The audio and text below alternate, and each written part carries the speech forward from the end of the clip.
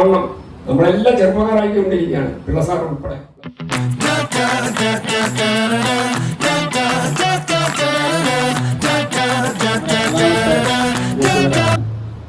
നമ്മളെല്ലാ വർഷവും കണ്ടക്ട് ചെയ്യുന്നുണ്ട്. ഓരോ വർഷം കഴിയുന്തോറും നമ്മുടെ പ്രതീക്ഷ എന്ന് പറഞ്ഞാൽ ആൾക്കാർ കൂടി വരിക, ആകാംക്ഷയോടെ വരിക, ആഘോഷിക്കുക എന്നുള്ളതായിരുന്നു. പക്ഷേ ഇപ്രാവശ്യം നമ്മുടെ ആക്ച്വലി ചെറിയൊരു എന്താ പറയുക തയ്യാറെടുപ്പിൽ വ്യത്യാസം ഉണ്ടായിരുന്നു. നമ്മൾ പെട്ടെന്നായിരുന്നു ഡേറ്റ് ഡിക്ലെയർ ചെയ്തത്. അപ്പോൾ ആൾക്കാരുടെ കൺവീനിയൻസ് നമുക്ക് ഓരോരുത്തരെ വിളിച്ചു ചോദിക്കാനുള്ള ബുദ്ധിമുട്ടുണ്ട്. നമുക്ക് തീരെ മോശമായ ഒരു സെറ്റപ്പിലേക്ക് പോകാൻ പറ്റത്തില്ല. അതുകൊണ്ട് കിട്ടാവുന്നുള്ളതിൽ ചീപ്പ് ആൻഡ് ബെസ്റ്റാണ് ചെയ്തത്. ആഫ്റ്റർ എൻക്വയറി ഉള്ളി participation should be increased and the fund should be available. അപ്പോൾ ഇന്നത്തെ നമ്മൾ ഈ മീറ്റിംഗ് നമ്മൾ പോകുന്നതിന് മുമ്പായിട്ട് ഓരോരുത്തരും ഇവിടെ നിന്ന് സംസാരിക്കണം. നിങ്ങളുടെ കാര്യങ്ങൾ പ്രധാന ഒരു പ്രഭാഷണം അല്ലെങ്കിൽ സംഭാഷണം നടത്താനായിട്ട് നമ്മുടെ വിശ്വാസ് സാറിനെ ഞാൻ ക്ഷണിക്കുന്നു. അത് കഴിഞ്ഞിട്ട് നമുക്ക് ഓരോരുത്തർക്ക് ഇൻട്രൊഡക്ഷൻ പറയാം, അഭിപ്രായങ്ങൾ പറയാം. നമസ്കാരം. കഴിഞ്ഞ പ്രാവശ്യം നമ്മൾ മെയ് 18, 2025 നടത്തിയത് രണ്ടാമത്തെ ഫ്രട്ടേണിറ്റി മിലൻ മീറ്റിംഗ്. ഇന്ന് കണ്ണിലടിക്കേണ്ടുന്ന മരുന്നിന് പകരം കണ്ണിലടിക്കേണ്ടുന്ന മരുന്ന് എടുത്ത് കണ്ണിലൊഴിച്ചു. അത് അങ്ങനെ നിൽക്കുകയാണ്. എനിക്കും അങ്ങോട്ട് പോകാമായിരുന്നു. എൻ്റെ സൗകര്യം പറയുന്നത് രാവിലെയാണ് യോഗന്നാൻ വിളിച്ച സൗകര്യം പറയുന്നത്. VK മുരളി വരത്തില്ലെന്ന് പറഞ്ഞു. ഞാനിപ്പോൾ വളരെ കണ്ണാശുപത്രിയിലേക്ക് പോകാനായിട്ട് ഇരിക്കുകയാണ്. അത് കൊണ്ടുപോയി എനിക്കിന്ന് കൺഫേം ചെയ്യണം. പിന്നെ അസൗകര്യം പറയാൻ എല്ലാവർക്കും പറഞ്ഞതുപോലെ നമുക്ക് ഇനി ഇത് തുടരുന്നത് എങ്ങനെയാണ് 30-17 പേരുടെ പരിപാടി എന്ന് പറയുമ്പോൾ നമ്മുടെ കയ്യിൽ നിന്ന് അത്രയും പൈസ എടുത്ത് ചിലവാക്കാനുണ്ട്. അപ്പോൾ അതുകൊണ്ട് എല്ലാവരുടെയും അഭിപ്രായം ഓരോരുത്തരായിട്ട് പറയണം. നമസ്കാരം. ആദ്യം പറയാം. പിന്നെ കൂടുതലായിട്ട് സംസാരിക്കാനൊന്നും പുതിയ കാര്യങ്ങളൊന്നുമില്ല ഇവിടെ പറഞ്ഞത്. പിന്നെ ഇവിടെ വരാത്തവരെ പറ്റിയാണ് കൂടുതൽ ഇവിടെ സംസാരിക്കുന്നത്. അതുകൊണ്ട് ഞാൻ പറഞ്ഞത് രീതിയിൽ ചിലപ്പോൾ പെൻഷൻകാർക്ക് ഒരു സ്ലാബ് വെച്ച് അങ്ങനെ ഈ അതേ വിധത്തിൽ അതേ ഈക്വലൻ്റ് തന്നില്ലെങ്കിലും ചിലപ്പോൾ ഒരു അലവൻസ് ഇപ്പോൾ ഇത്ര ഏജുള്ളവർക്ക് ഇത്ര കൊടുക്കാമെന്നോ അല്ലെങ്കിൽ എന്തെങ്കിലും ഒരു നോം വെച്ച് നമുക്ക് ചിലപ്പോൾ ലഭിച്ചേക്കാം എന്നൊരു ആഗ്രഹം നമുക്ക് വയ്ക്കാൻ സാധ്യതയുണ്ട്. അങ്ങനെ ഒരു ശുദ്ധമായ ഒരു സൂചന അതിനകത്തുണ്ട്. അതാണ് നമ്മളെ ഉപദ്രവിക്കില്ല, നിങ്ങളുടെ കൺസിഡറേഷൻ ഞങ്ങളുടെ പരിഗണനയിലുണ്ട് എന്ന് അഷ്വർ ചെയ്യുന്നുണ്ട്. പക്ഷെ അതേ സമയത്ത് ഇപ്പോൾ സുപ്രീം കോടതിയിൽ ഒരു കേസ്, അതായത് S14 ഗ്രേഡിലുള്ള ആളുകളുടെ ഒരു കേസ് നടന്നിരുന്നു. അതിൽ പ്രിൻസിപ്പൽ ഇതുണ്ടല്ലോ ട്രിബ്യൂണൽ, അഡ്മിനിസ്ട്രേറ്റീവ് ട്രിബ്യൂണൽ വരെ പോയി അവർക്ക് അനുകൂലമായി അരിയേഴ്സ് ഉൾപ്പെടെ കൊടുക്കാൻ പറഞ്ഞു. അത് കൊടുക്കാതെ കൺസംപ്റ്റ് ഓഫ് കോർട്ട് ഫയൽ ചെയ്തു. അപ്പോൾ അതിന് മറുപടി കൊടുത്തിട്ടുണ്ട് സുപ്രീം കോടതിയിൽ ഗവൺമെൻറ്. അതിൽ ഈ വാലിഡേഷൻ ആക്റ്റാണ് കോട്ട് ചെയ്തിരുന്നത്. ഗവൺമെൻറ് ഇങ്ങനെ ഒരു നിയമം പാസ്സാക്കിയിട്ടുണ്ട്, അതുകൊണ്ട് അവർക്ക് അറിയേഴ്സിനൊന്നും കൊടുക്കാൻ പറ്റില്ല എന്നുള്ള മറുപടിയാണ് കൊടുത്തിരിക്കുന്നത്. അതും നമുക്ക് ആശ തരുന്നതല്ല ആ മറുപടി. അപ്പം നമുക്ക് പ്രതീക്ഷിക്കാവുന്നത് ഈ ഒരു അഷുറൻസ് ഉണ്ടല്ലോ, നമ്മളെ ഉപദ്രവിക്കില്ല. അങ്ങനെ എന്തെങ്കിലും ഒരു കൺസിഡറേഷൻ ആയിരിക്കാം. അതിൽ കൂടുതൽ അതിൽ ലീഗലായിട്ട് നമുക്ക് വലിയ പ്രതീക്ഷ ഇന്നത്തെ സാഹചര്യത്തിൽ. കാരണം ഇങ്ങനെ ഈ തീർച്ചയായിട്ടും ഈ കൂട്ടായ്മ തുടരണം. ജീവനുണ്ട്, വരാൻ പറ്റുമെങ്കിൽ ഞാൻ വരും, എല്ലാവരെയും കാണാനും അതുകൊണ്ടാണ്. വളരെ വിജ്ഞാനപ്രദമായ ഒരു പ്രഭാഷണമാണ് പിള്ള സാർ ഇപ്പം നമ്മുടെ ടെമ്പിൾ അവതരിപ്പിച്ചത്. ഇതുപോലുള്ള അഭിപ്രായങ്ങളും വിജ്ഞാനപ്രദമായ കാര്യങ്ങളും ഒക്കെ നമുക്ക് ഡിസ്കസ് ചെയ്യണമെങ്കിൽ ഇതുപോലുള്ള മീറ്റിങ്ങുകൾ നമുക്ക് ആവശ്യമാണ്. അതുകൊണ്ട് ഈ കൂട്ടായ്മ കണ്ടിന്യൂ ചെയ്യണമെന്നാണ് എൻ്റെ അഭിപ്രായം. ഞാൻ കഴിഞ്ഞ പ്രാവശ്യം പറഞ്ഞു, ഒരു വർഷമല്ല, 4 മാസത്തിനൊരിക്കലെങ്കിലും കൂടണമെന്നാണ് ഞാൻ അന്ന് അഭിപ്രായപ്പെട്ടത്. പക്ഷേ ഫണ്ടിൻ്റെ ഒരു പ്രശ്നം ഉള്ളത് ശരത് പറഞ്ഞു. ഞാൻ പറയുന്നത് ഈ മന്ത്ലി കോൺട്രിബ്യൂഷൻ പോലെ എന്തെങ്കിലും ഒന്ന് ശരത്ത് പറഞ്ഞതുപോലെ ചെയ്യാവുന്നതേ ഉള്ളൂ. അങ്ങനെ ചെയ്താൽ ആർക്കും അങ്ങനെ പെട്ടെന്നൊരു ബേർഡനായിട്ടും തോന്നുന്നില്ല. പിന്നെ എൻ്റെ നോട്ടത്തിൽ അങ്ങനെ ഫൈനാൻഷ്യലായിട്ട് ഇപ്പോൾ വലിയ ബുദ്ധിമുട്ടുള്ളവരായിട്ടൊന്നും എനിക്കങ്ങനെ തോന്നുന്നില്ല. ഇപ്പോൾ മാസം തോറും കോൺട്രിബ്യൂഷൻ എടുക്കുന്നതിലൊന്നും ആർക്കും ബുദ്ധിമുട്ട് വരില്ലെന്നാണ് എൻ്റെ അഭിപ്രായം. അതുകൊണ്ട് അങ്ങനെയൊക്കെ ചിന്തിച്ചിട്ട് നേരത്തെ പറഞ്ഞതുപോലെ നേരത്തെ കാര്യങ്ങൾ തുടങ്ങി വെച്ചാൽ കൂടുതൽ ആൾക്കാരുണ്ടാവുമെന്ന് നമുക്ക് പ്രതീക്ഷിക്കാം. ഇതുപോലുള്ള എപ്പോഴും പ്രായമുള്ള ആൾക്കാരൊക്കെ നമുക്ക് കാണുന്നത് വളരെ സന്തോഷമാണ്. നമസ്കാരം. സാധാരണഗതിയിൽ ഈ പ്രായമാകുമ്പോൾ കുറച്ച് ബുദ്ധിമുട്ടായിട്ട് ഉണ്ടാകുന്ന സാഹചര്യം ഉണ്ടാകാറുണ്ട്. പക്ഷേ അത് മാത്രം കൊണ്ട് എന്നാൽ കഴിയുന്ന രീതിയിൽ അസൗകര്യമൊന്നും കൊണ്ടില്ലെങ്കിൽ ഞാൻ എല്ലാ പ്രാവശ്യവും വരുന്നതിനോട് വലിയ താല്പര്യം പ്രകടിപ്പിക്കുന്നുണ്ട്. പിന്നെ മറ്റൊരു പറയത്തക്കവണ്ണം കാര്യങ്ങളൊന്നുമില്ല. എല്ലാവർക്കും നന്ദി, നമസ്കാരം. സംസാരിക്കാം, അതെല്ലാം പോഡിയത്തിൽ നിന്ന് സംസാരിക്കില്ല, അവിടെയും വരാം. ഞാൻ മൈക്ക് അവരെ നമസ്കാരം. കഴിഞ്ഞ 2 മീറ്റിങ്ങിലും ഞാൻ പങ്കെടുത്തിട്ടുണ്ടായി. തലേ ദിവസം തന്നെ ഇവിടെ വന്ന് ക്യാമ്പ് ചെയ്ത് ഞാൻ അന്ന് ക്യാമ്പ് ചെയ്ത് കൂടി. അന്ന് കൂടെ വരാനായിട്ട് ടിയവറീസും ഭൂഷണും ഉണ്ടായിരുന്നു. ഞങ്ങളൊരു ആഘോഷമായിട്ട് ഇവിടേക്ക് വന്ന് കൂടി മീറ്റിംഗ് കൂടിയാണ് പോയത്. ഇപ്രാവശ്യം ടിയവറീസിന് അസൗകര്യം വന്നു, ഭൂഷണ അസൗകര്യം വന്നു. അപ്പോൾ ഞാൻ ശരത്തിനെ വിളിച്ച് പറഞ്ഞു, ഞാൻ ഒറ്റയ്ക്ക് വരണ വലിയ പാടാണ്, ഞാൻ ഒഴിവാന്ന് പറഞ്ഞു. അപ്പോൾ ശരത്ത് പറഞ്ഞത് കോട്ടയത്ത് അജിത്ത് വരുന്നുണ്ട്, അജിത്തിൻ്റെ കൂടെ. അതനുസരിച്ച് രാവിലെ കോട്ടയത്ത് നിന്ന് ട്രെയിൻ പിടിച്ച് പോകുന്നു. പക്ഷേ അജിത്ത് ഇടയ്ക്ക് ഡൽഹിക്ക് എൻ്റെ അർജൻസി ഒന്ന് പോയി.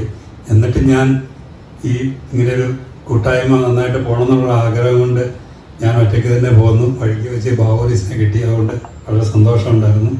എൻ്റെ അഭിപ്രായത്തിൽ ഈ കൂട്ടായ്മ ഏറ്റവും നന്നായിട്ട് സബ്സ്ക്രിപ്ഷനാണ്. ഒരു മാസ പരിസംഖ്യ അല്ലെ ആനുവൽ പരിസംഖ്യ ഫിക്സ് ചെയ്യണം. നമസ്കാരം. എല്ലാവരെയും കഴിഞ്ഞ പ്രാവശ്യം ഇവിടെ വന്ന് കണ്ട് പരിചയപ്പെട്ട മുഖങ്ങളാണ്. അതിൽ നിന്ന് വ്യത്യസ്തമായ ഒരേ ഒരു മുഖം മാത്രമേ ഉള്ളൂ. ഒരിക്കലും കൂടി കാണാനുണ്ടായ ഭാഗ്യം, അതൊരു വലിയ ഭാഗ്യമായിട്ട് തന്നെ ഞാൻ കരുതുന്നു. ഇനിയും അടുത്ത വർഷങ്ങളിലും ആരോഗ്യം അനുവദിക്കുന്ന പക്ഷം വന്ന് എല്ലാവരെയും കാണാം.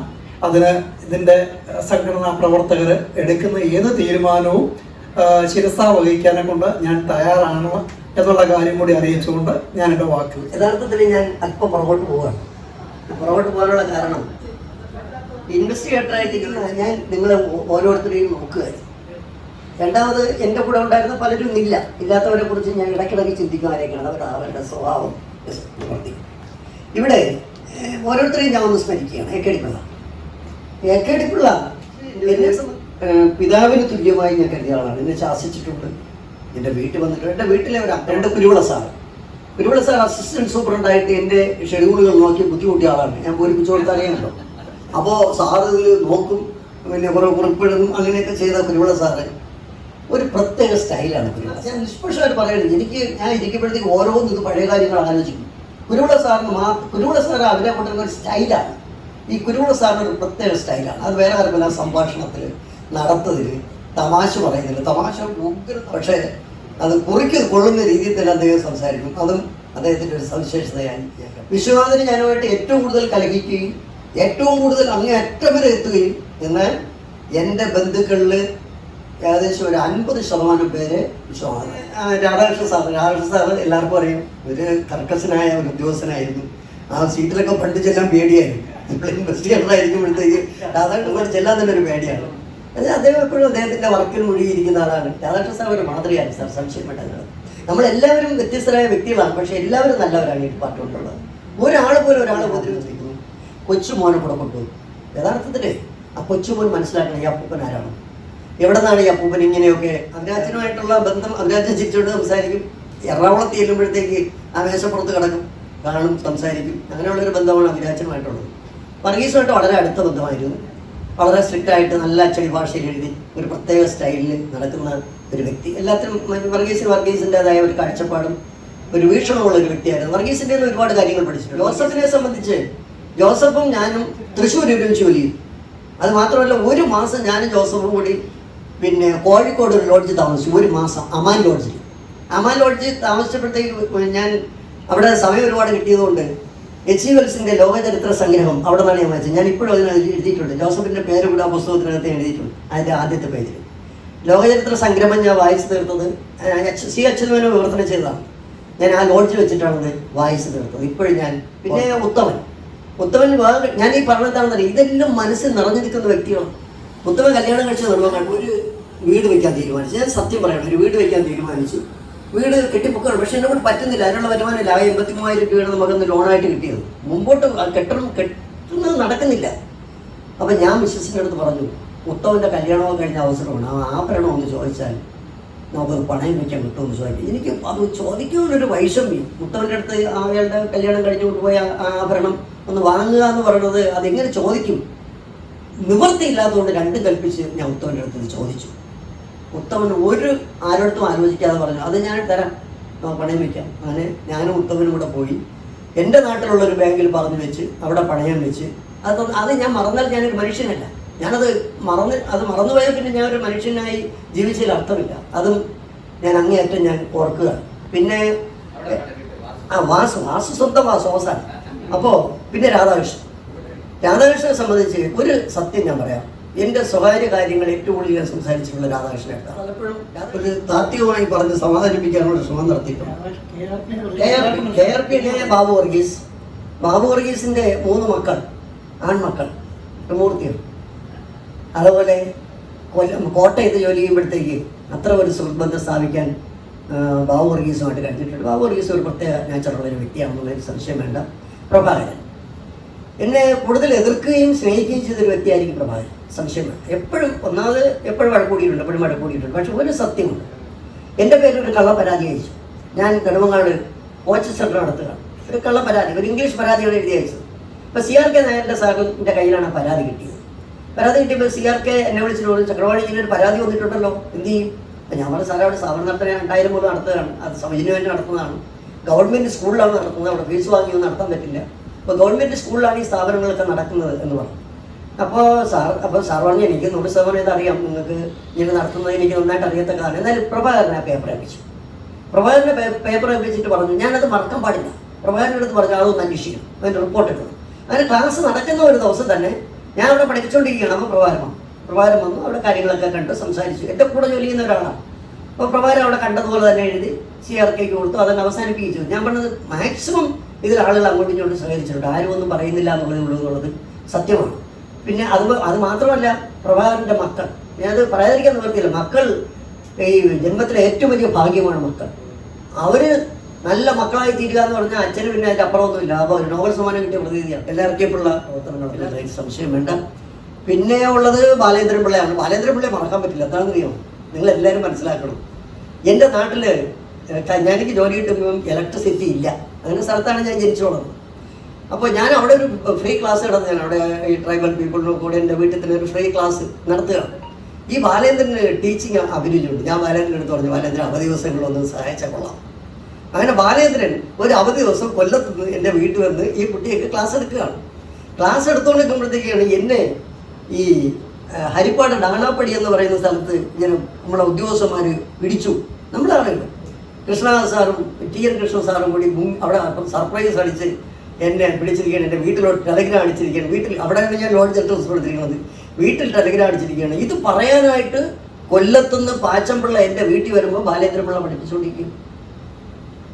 ഇത് യാഥാർത്ഥ്യമാണ്. സംശയം ഇതൊക്കെ ഞാൻ മറന്നിട്ട് ഇപ്പോൾ കുറച്ച് പൈസയൊക്കെ ഉണ്ട്. പിന്നെ സന്തോഷമാണ്. സന്തോഷിനെ എപ്പോഴും ഒരു സംശയം എന്തെങ്കിലും വന്നാൽ സന്തോഷം ശ്രമിക്കും. ഒരു ഇൻകം ടാക്സ് കൊടുക്കണം, ഒരു ഔദ്യോഗികമായിട്ട് എന്തെങ്കിലും കാര്യങ്ങൾ അറിയണമെങ്കിൽ സന്തോഷിനെ കാണും. സന്തോഷം അത് കൃത്യം എനിക്ക് മാത്രമല്ല, സന്തോഷിൻ്റെ സേവനം എല്ലാവർക്കും കിട്ടിയിട്ടുണ്ട്. ഒരു വാക്ക് മാത്രമല്ല, എല്ലാവർക്കും കിട്ടിയിട്ടുണ്ട്. ഇവിടുത്തെ ഹയസ്റ്റ് ഓഫീസർ മുതൽ താഴെ അറ്റം വരെയുള്ള ആളുകൾക്കും സന്തോഷിൻ്റെ സേവനം കിട്ടി. അടുത്ത തീരെ മുതൽ നമുക്ക് കഴിയണമെങ്കിൽ ഇപ്പോൾ രാജ്യത്തിൻ്റെ കൊച്ചുമോനെ കൊണ്ടുവന്ന പോലെ ആരെങ്കിലും കൊണ്ടുവരിക, അവരൊന്ന് കാണട്ടെ ഇങ്ങനെയുള്ള ആളുകളുണ്ടെന്നും. വേക്കടിപ്പുള്ള 91-ാമത്തെ വയസ്സിൽ സംസാരിച്ചത് ഒരാളെ കേൾക്കട്ടെ. ഇത്ര ഞാൻ സംസാരിച്ചു എന്നുള്ളത്, ഇത് വായിച്ച് മനസ്സിലാക്കി എന്നുള്ളത് നമ്മൾ വായിച്ച് മനസ്സിലാകുന്നുണ്ട്. ചരമക്കുളം വായിച്ച് കളയില്ല യഥാർത്ഥത്തിൽ നമ്മൾ ചെയ്യുന്നത്. വേറെ എന്താ നമ്മൾ ഡീപ്പായിട്ട് പത്രം വായിക്കുന്നത് എത്ര പേര് വായിക്കുന്നില്ല എന്നുള്ള സത്യമാണ്. പിന്നെ 1-2 പേരെ കുറിച്ച് പരാമർശിച്ച് പോകേണ്ടതുണ്ട്. അതിലൊന്ന് റപ്പായിയാണ്, മരിച്ചുപോയ റപ്പായി. ഞാൻ ഓഫീസിനകത്ത് ഞാൻ പ്രബലേന്ദ്രനെ കൂടെ ഇരിക്കുകയാണ്. ഞാൻ ഉച്ചയ്ക്ക് മാസിക വായിച്ചപ്പോൾ റപ്പായി പിടിച്ചു മാറ്റി വെച്ചവൻ. സർക്കാർ ഓഫീസാണ്. ഇവിടെ നിന്ന് മാസികയൊന്നും വായിക്കാൻ പറ്റില്ല. എനിക്ക് പേടി, റപ്പായി ആരാണ് എന്നുള്ള മനസ്സിലാകുന്നത്. എന്നാലും പിടിച്ചു വായിച്ച് വെച്ചോളഞ്ഞു. ഇനി ബലാത്കാരമായി പിടിച്ചു വായിച്ച് വെച്ചോളാം. എന്നാൽ അതിനോടൊപ്പം തന്നെ ഉണ്ടായിരുന്ന കൃഷ്ണൻ വളരെ സൗഹൃദമുള്ള ആളായിരുന്നു. എത്ര പേരാ നമ്മളെ CS നായർ, KS നായർ തലയാട്ടി നടന്നു. എന്തെല്ലാം സംഭവങ്ങളാണ് KS നായരുമായി. നായർ നെടുമങ്ങാട് വഴി വന്നാൽ വീട്ടിൽ കയറിയിരിക്കും, സംസാരിക്കും, കാര്യങ്ങൾ പറയും. ഇത്രയും ഒരു ആത്മവിശ്വാസം കൃഷ്ണ സാറ് ചെയ്യിപ്പിച്ചതാണെന്ന് പറഞ്ഞു. ഇങ്ങനെ ഒരുപാട് അനുഭവങ്ങളാണ് ഈ ഡിപ്പാർട്ട്മെന്റിൽ നിന്നുണ്ടായത്. പക്ഷെ അങ്ങനത്തെ ഒരു സത്യസന്ധനായ വ്യക്തിയെ കിട്ടിയിട്ടുണ്ട്. ആരാണെന്ന് അറിയാമോ? MRV നായർ.